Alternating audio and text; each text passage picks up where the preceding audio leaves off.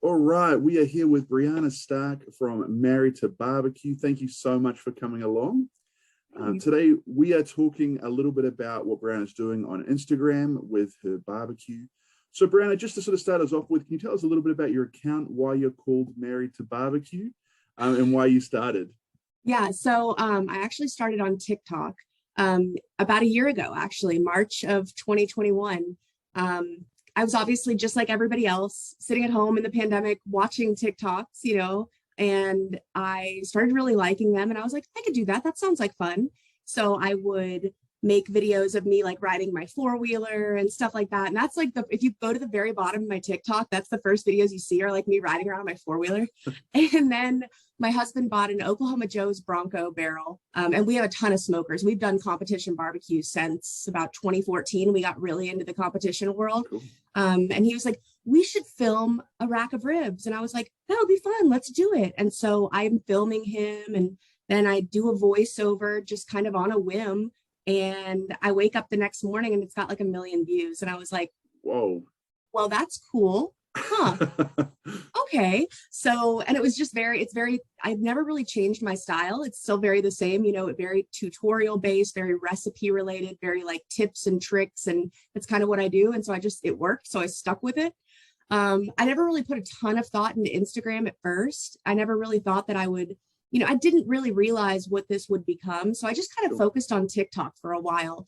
And then I actually converted my old personal Instagram into this page because I was like, it's just whatever. I just need a page so people, have somewhere to go. So I just converted it. So again, if you scroll down to the bottom of my Instagram, it's all my old personal stuff because I was never into social media, Sure. And I posted here and there on Instagram, and I was trying to grow, but nothing was really happening. But I wasn't putting as much effort into it as I was TikTok. And Sure. then about 3 months ago or so, probably like December, January, I was like, you know what? This is silly. I've got 700, 800,000 followers on TikTok. Why isn't this converting over here? And so I decided to really dive in and start putting some effort into it. And one great thing about that was that I had about 100 TikToks that I'd never posted. So I was able to kind of reuse that content. So I started pushing out 2, 3 reels a day. I'm still trying to keep up with 2 a day when I can, because I think, there at some point, quantity does help you, on the reels page. And then all of a sudden it was just this uptick. I was like 10,000 in a week. And I was like, what the heck? Okay. And then, I would just grow and grow. And I had reels going viral and I was like, yay. And I had one of queso, like just cheese dip. And it got like 6 million views and like hundreds of thousands of likes. And I was like, oh, yay, Instagram finally likes me. And then I just kind of got more involved in the community. I'm really big into the barbecue community on TikTok. Some people call me the queen of barbecue TikTok, but I hate that name. But I'm really immersed in the community there. And now I'm finally immersing myself in the community on Instagram. And I've found so many nice friends and met so many people and just gotten so much support, for what I do and what I'm into. And I'm honestly just kind of here for the ride. Like I said, TikTok was all kind of an accident, but obviously I leaned into it, because it was just something I was like, I can't just not do anything because I feel like I enjoy doing this. I like sharing knowledge and it seems to be working. So that is very cool. Isn't it crazy how you can spend hours and hours and hours doing something incredible with barbecue, and then queso, which you can whip up in like an hour, is the one that really skyrockets. And when that started happening, I went back to my TikTok, and all of the old viral TikToks I had that I'd never posted on Instagram, I pulled them and posted them. And of course, like there's a reason they went viral over there. And Sure. So they did numbers on Instagram too. And I was just kind of like, I was completely transparent about that. Everybody asked me, like, how are you growing? I was with Al Fergoni this past weekend. We had a little barbecue meetup with him, Blazing Star. We had Victor from Super Skewer and Nombre Shut Up. We were all staying at a ranch in Fort Worth. And Al asked me, he goes, how are you growing? What's happening? And I was like, I'm kind of posting a lot of content, trying to kind of get it out there, like real. And it's like, you've already got viral content. You may as well use it. Sure. And I told Mike with Blazing Star the same thing. He's like, hey, you've got the content. It's your content. You may as well use it to your advantage. Yeah, that's awesome. Oh, so cool. That's really, really cool. Okay, so when I look through sort of your social media, I see a lot of like really interesting and varied sort of recipes. Where do you like find the inspiration for some of those sort of unique or even not sort of super unique cooks, but, you know, like interesting cooks that you're doing? You know, it was funny when we first started, everything we did was super traditional competition style barbecue because that's what we do. That's all I really knew. We never really went outside of the box because in the competition world, you can go outside of the box in like an open category or ancillaries, but Sure. when you're coming down to briskets and you're talking about ribs, you talk about chicken, you've got to do it the competition way. And then I realized I can't just keep doing everything the same way over and over. I'm not going to have any content. So I just kind of like think about things and I just think, you know, what flavors would go well together. And I've never tried this, and some work and some don't. You know, I do pull some inspiration from other people and then I'll like tag them like, hey, I kind of took this idea and tried to kind of make it my own. I try to do that because I always try to give credit where credit is due. You know what I mean? But yeah, I think it's just, you just start scrolling and start thinking. And then, you know, when I don't just do barbecue either. There are videos I do that I did this little series called Busy Mom Meals, where it was like meals you can make in 30 minutes. And those did crazy numbers on TikTok, like millions of views, not barbecue related at all, but it was something that people were interested in. Yeah. You know, I feel like on social media, people either want to be entertained or they want to be educated. And so I try to do a little bit of both. And that's why I don't stick straight with just traditional barbecue. And that's why I do my tips and tricks and, you know, kind of getting behind like some of the science behind it, some of the techniques of why we do certain things. And I try to kind of provide different things. So that way, maybe this person followed me for this reason, and maybe this person followed me for that reason. But all these girls over here followed me for the busy mom meals, you know, and that kind of thing. Yeah, for sure. No, that's awesome. It's interesting that sort of you started with this background in like competition style barbecue, and now you sort of moved towards the sort of, you can call a lot of things, I'd probably call it like, you know, like the backyard barbecue kind of sort of style. What sort of, in your mind, what is kind of the difference between those two styles of cooking? So I think with competition barbecue, you're looking for one thing. You want a perfect bite, one single perfect bite that judge is going to eat. So you have to execute things with such precision and you have to get them really down to a science because you're competing against 100 other teams, 150 other teams that are doing it just as good as you. You know what I mean? And so to be able to win and get those trophies and get to walk and be grand champion, which is the best feeling in the world, you know, it's like you have to really like nail it. But with backyard cooking, it's a lot more fun. You can kind of switch things up. You can challenge yourself. It doesn't matter if it's 100% perfect. You know what I mean? Maybe your ribs are slightly overcooked and they're falling off the bone a little bit, but they still taste good. Well, in a competition, that would be earth shattering. It'd be like, well, that was ruined. But in the backyard, it's kind of like, it still tastes good. You know, I did put buffalo sauce on ribs I did peanut butter and jelly ribs one time, which was terrible, by the way. Peanut butter is not a good binder. I tried a light peanut butter binder, but it didn't work. But I think that's the biggest thing about backyard barbecue is that you can kind of do what you like to do. And you don't have to sit there and try to be that competition perfection. And like I said, it allows you to be a lot more creative and have a lot more fun with it. Sure. Yeah, very cool. So between your experience sort of like in competition, your experience obviously in sort of backyard barbecue, and of course your experience with, you know, like just cooking in general, like what is something that you would say is probably the most critical tip for someone who is trying to sort of really improve their barbecue? I think the biggest tip that I can give anybody, whether they are a beginner with their very first smoker, or whether they're a seasoned pit master who's won every world championship. I think the biggest thing is don't get discouraged when you have a bad cook, because it happens to every single one of us. You know, we have times when there's some briskets that I can cook the exact same way on the exact same pit with the exact same wood and the exact same rub, and it wasn't as good. You know what I mean? Because maybe the cut of meat is different. Maybe the cow was pissed off when it got slaughtered. I don't know. You know, those kind of things. It's like you can't get discouraged and kick yourself when something doesn't turn out right. Whether you're doing it for social media, if you're doing it for the backyard, or you're doing it for competition.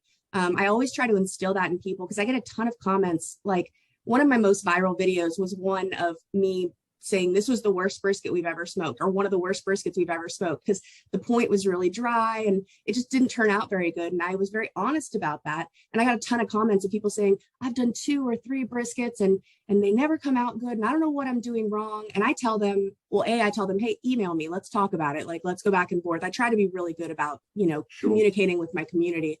But also I tell them, I say, keep trying.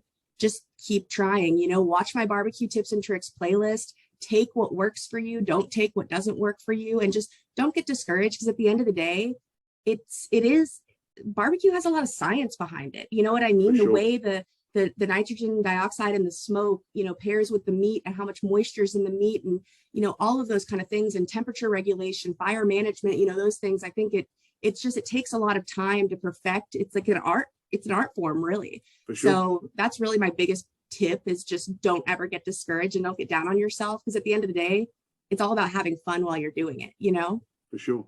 No, I love that. That's fantastic. So on social media, and I'm sure you see this sometimes in your posts as well, there's sort of like this ongoing debate between like store-bought rubs and sauces versus like homemade rubs and sauces. Where do you kind of land on that debate? It's funny. I don't really land anywhere on that debate. And I'll explain why. So I do make a lot of rubs from scratch, or I will make combinations of rubs that I like. Like for competition, we have a company called Pit Maker. They make our big pits, those big stainless steel ones you see us using. Yep. They have some rubs, and there's a couple that they have that are absolutely amazing, and we'll use it maybe as a base layer and then top with something else and do those kind of things. And so I've never been afraid of using store-bought rubs and sauces. And then there are some times when I make my own because I want to hit a certain flavor profile, or I feel like something needs a little bit more of this, that, or the other thing. But I think that there are so many options on the market with store-bought rubs. There's so many things. You're bound to find something that you like. And I don't think that there's any, I don't understand the debate between like saying like, oh, you don't make your own, you're blah, blah, blah. I don't get that. Like, why? That's what they're on the market for. That's why they're so popular. That's why everybody and their mother has a rub line nowadays. You know what I mean? Like, like some of the best rubs I've ever had are store-bought, like Blazing Star Barbecue's Reaper rub. I'm addicted to that stuff. Like I tried it like almost a year ago now, and I swear I reach for that thing all the time. And Big Mo Cason has a brisket rub that is absolutely fantastic. It's one of the best, you know what I mean? And I absolutely love it. So I buy it and I use it.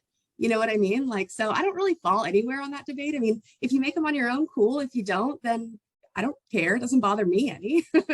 For sure. I mean, as long as it's delicious, who cares where it comes from? Yeah.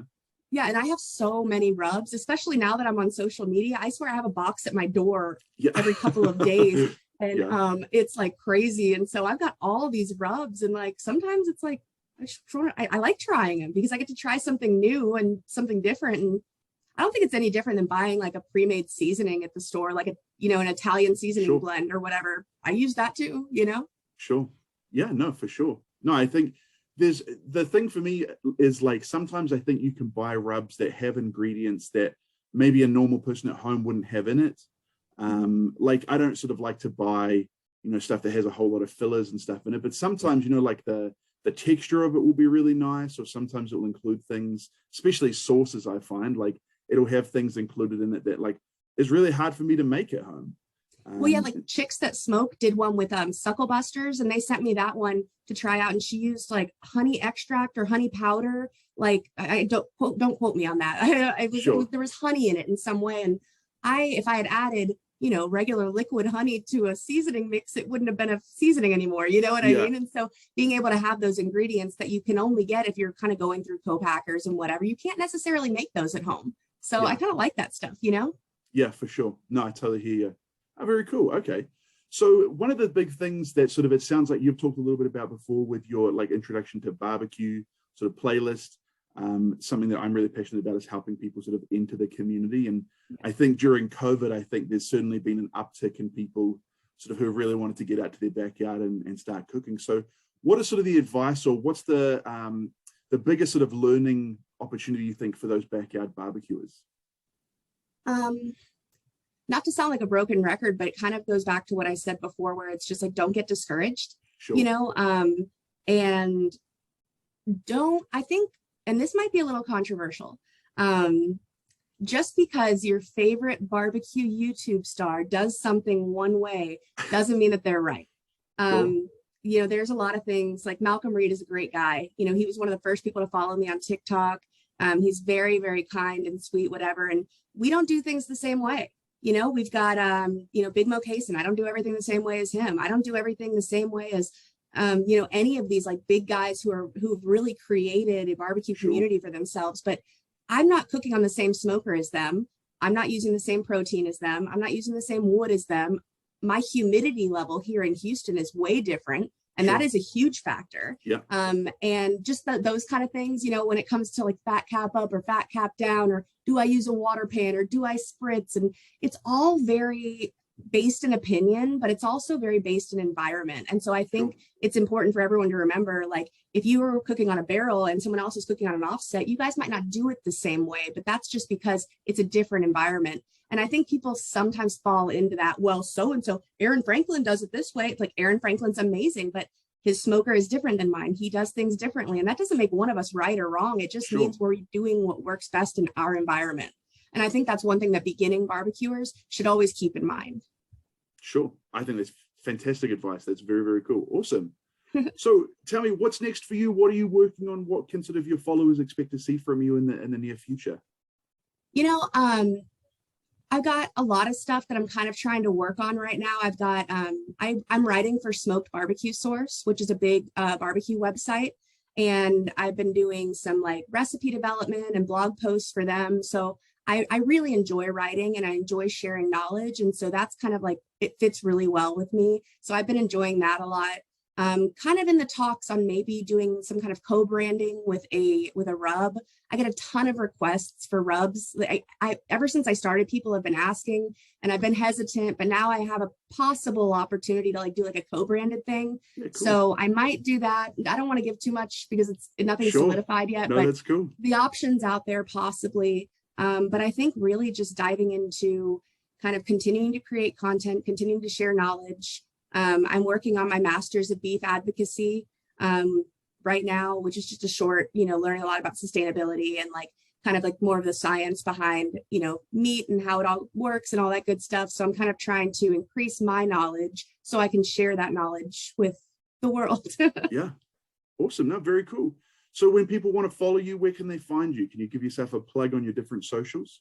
Yeah, I'm married to BBQ everywhere. So Instagram and TikTok, it's at married to BBQ or BBQ. And then YouTube, it's just married to BBQ, just typed out. So perfect. I decided to keep it really streamlined and keep it all the same. So you can just find me at the same place everywhere. That's awesome. No, fantastic. Well, thank you so much. That's really, really interesting answers. Some really, really cool things you shared with us today. So if you are interested in understanding more a little bit about what Brianna is working on, looking forward to seeing some of those things that she has coming up in the future, fingers crossed, go ahead, check her out on TikTok, Instagram, YouTube, and follow along. So thank you so much. Thank you.